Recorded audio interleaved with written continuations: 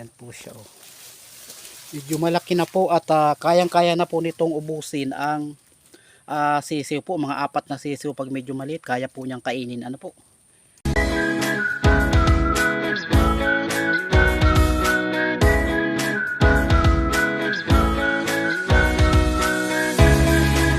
Yan mga idol. Nakahuli po yung silo natin na ginawa panghuli po ng bayawak.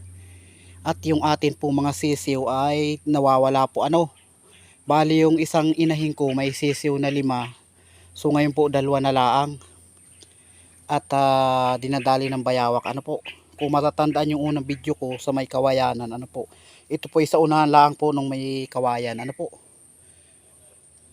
Yan at kahapon di ko na po na videohan pag lagay po ng silo gawang hapon na po nagmamadali na ako.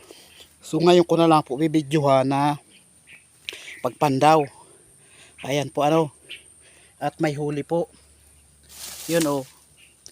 Hindi po yan nating kakatayin po at aalpasan po natin yan. Hindi na lang po natin ipapakita kung saan po nating aalpasan na gawin po.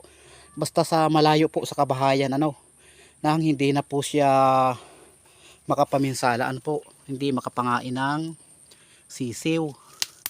Ayan pa, malakas pa po siya klase bagong huli lang po yan. Baka ngayon lang umaga. Yun oh.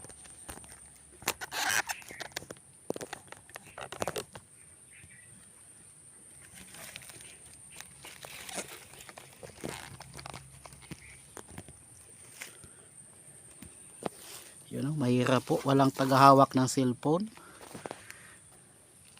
Ayan siya oh.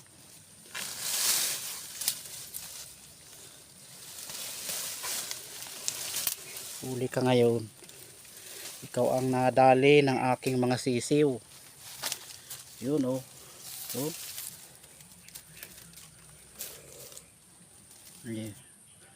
Ayan. Ang pinain ko po dito mga idol ay bituka po ng isda.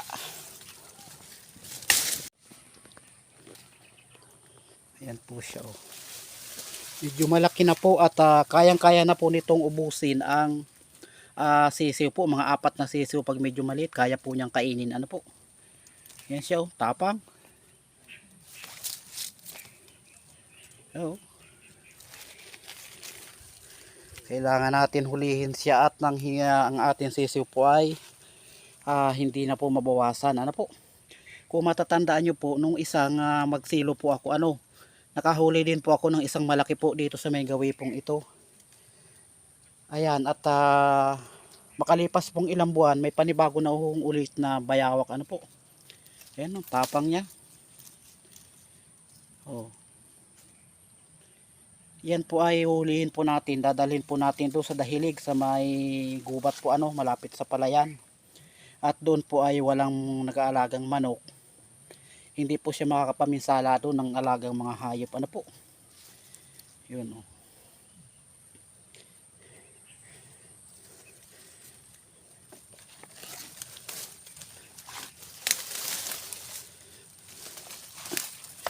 Yun, tapang.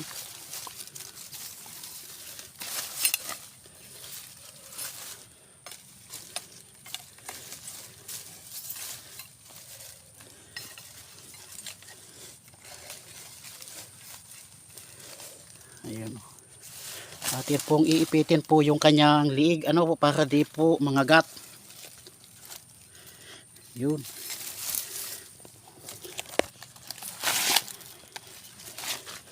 Yan po, kapag hindi po natin ito na inipit, mangangagat po ito at napakasakit po nito mangagat. Yan oh.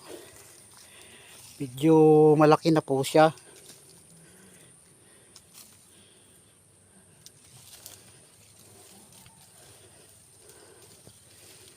Tama-tama ito at dalhin po paglusong doon sa may palayan.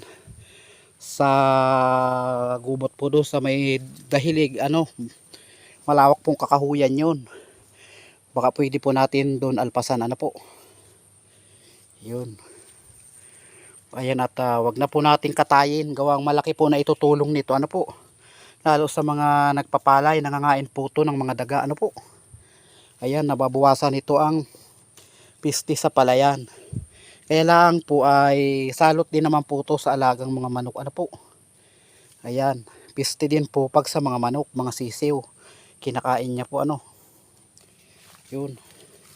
At kahit po hindi mabaho, pag mga sisiw, ano, ibon, dinadali niya pong kainin.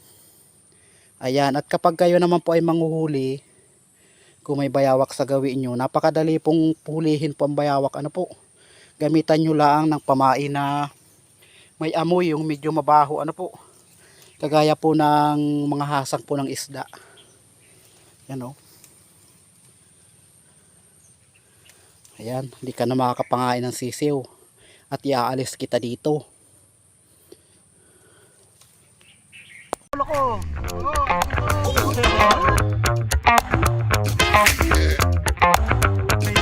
Sigurado. Oo.